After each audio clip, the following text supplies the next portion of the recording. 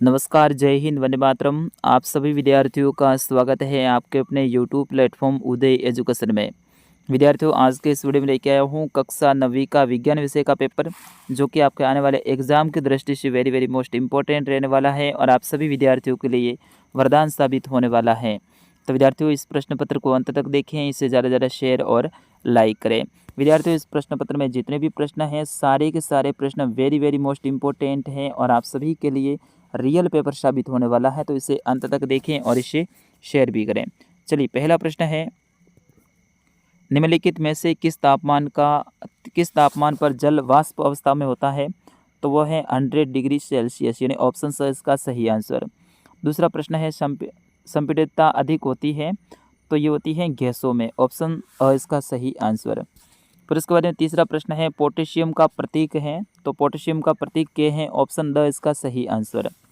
चौथा प्रश्न है, कोलाइड का उदाहरण है? तो कोलाइड का उदाहरण है वो क्या है? शाही, दूध, रक्त, ये सभी हैं, तो ऑप्शन द इसका सही आंसर।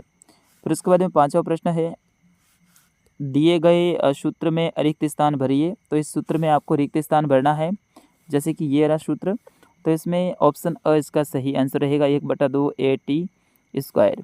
फिर उसके बाद में छठा प्रश्न है, वस्तु द्वारा तय की गई दूरी को कहते हैं? तो वस्तु द्वारा तय की गई दूरी को चाल कहते हैं।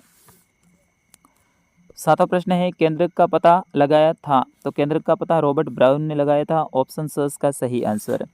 फिर उसके बाद में अगला प्रश्न है, प्रश्न संख्या 8, 5 किलोग्राम का एक पिंड 10 मीटर सेकेंड स्क्वायर के त्वरण के सरल रेखा में गतिमान है, तो पिंड पर कार्यरत परिमाणी बल है वो कितना होगा, वो आपको लिखना है।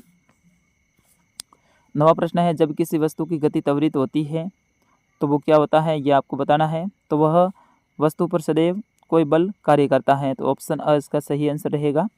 फिर उसके बाद में दाब का मात्रक है, दाब का मात्रक क्या है वो आपको बताना है, ये कमेंट करके। 11वां प्रश्न है, रिक्त स्थान की पूर्ति कीजिए? तो इसमें 11वां प्रश्न देखिए आप, गुरुत्व स्थिरांक का मान सदैव स्थिर होता है? तो यहाँ पर स्थिर लिखना है। दूसरा है, गुरुत्वीय त्वरण यानी जी का मान 9/9 सॉरी इसमें आपका है 9.8 मीटर सेकंड स्क्वायर होता है। फिर उसके बाद में अगला, पशुधन के प्रबंधन को पशुपालन कहते हैं। फिर उसके बाद में अगला है 14वां, इसमें IUPAC आपको लिखना है, ठीक है। फिर उसके बाद में 15वां प्रश्न, इसमें तत्वों के नाम, प्रतीकों की प्रदान करने वाली जो पद्धतियाँ हैं वो आपको लिखनी है। फिर उसके बाद में 16वां प्रश्न, 1 मीटर में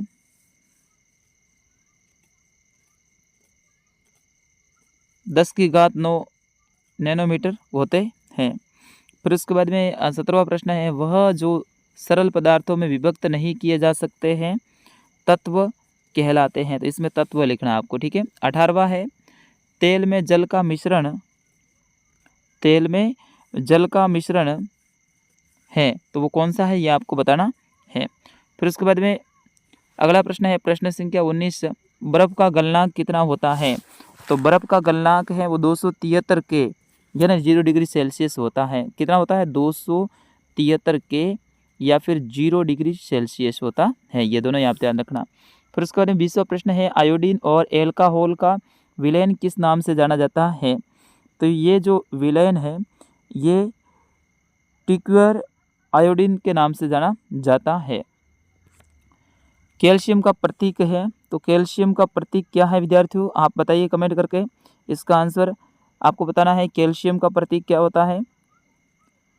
फिर उसके बाद में अगला प्रश्न है, समसूत्री विभाजन में कितनी पुत्री कोशिकाओं का निर्माण होता है, ये आपको बताना है। तो विद्यार्थियों, इसका सही आंसर क्या होगा, आपको आता है तो आप कमेंट करके ज़रूर बता सकते हैं।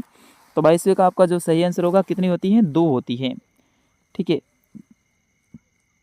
फिर उसके बाद में अगला प्रश्न है, साल का मात्रक है?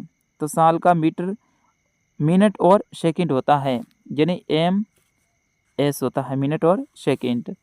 फिर बल को परिभाषित कीजिए? बल को आपको परिभाषित करना है 24वें प्रश्न में। फिर उसके बाद 25वां, पृथ्वी तल से ऊपर जाने पर गे के मान पर प्रभाव पड़ता है? तो 25वें में सही आंसर क्या होगा, बढ़ता है।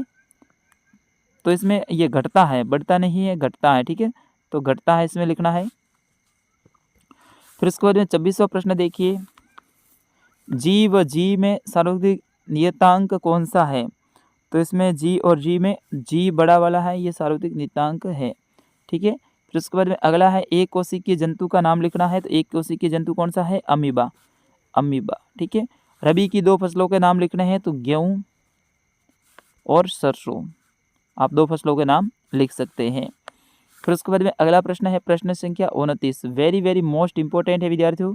29वां प्रश्न है, तीनों अवस्थाओं में पदार्थों का अंतरारूपांतरण को रेखांकित कीजिए, ये आपको करना है। और फिर उसके बाद में एलपीजी और सीएनजी के विस्तार रूप लिखिए। तो LPG liquid petroleum gas, CNG संपीड़ित प्राकृतिक गैस। तो इस तरह से दोनों का आपको लिखना है। फिर उसके बाद में अगला, उन 2 तत्वों के नाम लिखिए जो कमरों के ताप पर द्रव अवस्था में पाई जाती हैं। उन तत्वों के नाम लिखने हैं। धातुओं के 4 गुणधर्म लिखिए। तो धातुओं में तन्यता होती है, ठीक है, और धातुएं चमकदार होती हैं, धातुएं धारदार होती है, इस तरह से इसमें आप बता सकते हैं। और धातुओं को बजाने पे बजती भी है। अगला है सोना व चांदी के प्रतीक लिखिए। सोना और चांदी के प्रतीक लिखना है आपको। 34वां प्रश्न है, प्लाज्मा झिल्ली किसकी बनी होती है। वेरी वेरी मोस्ट इंपॉर्टेंट ये प्रश्न। उसके बाद में 35वां प्रश्न है, वेग को परिभाषित कीजिए, वेग को, ठीक है। फिर उसके बाद में 37वां प्रश्न है, गुरुत्वाकर्षण के सार्वत्रिक नियम का सूत्र लिखिए। 37वां प्रश्न है, पनडुब्बियों किस सिद्धांत पर कार्य करती है, वो आपको लिखना है। 38वां प्रश्न है, खरीफ की फसल की परिभाषा लिखो। खरीफ की फसल किसे कहते हैं। वह फसल जो वर्षा ऋतु में बोई जाती है खरीफ की फसल कहलाती है, यानी जुलाई से लेकर सितंबर तक, सितंबर अक्टूबर तक। अगला प्रश्न है, वर्मी कंपोस्ट खाद की को परिभाषित कीजिए।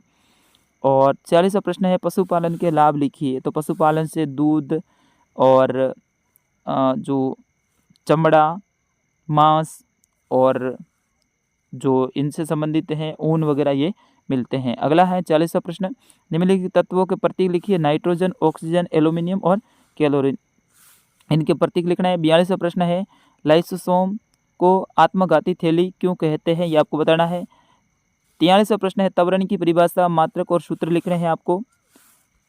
44वां प्रश्न है, जंतु कोशिका का नामांकित चित्र बनाते हुए किन्हीं 2 कोशिकाओं का वर्णन करना है। अथवा ऑप्शन मिलेगा, केंद्रक का नामांकित चित्र बनाते हुए वर्णन करना है।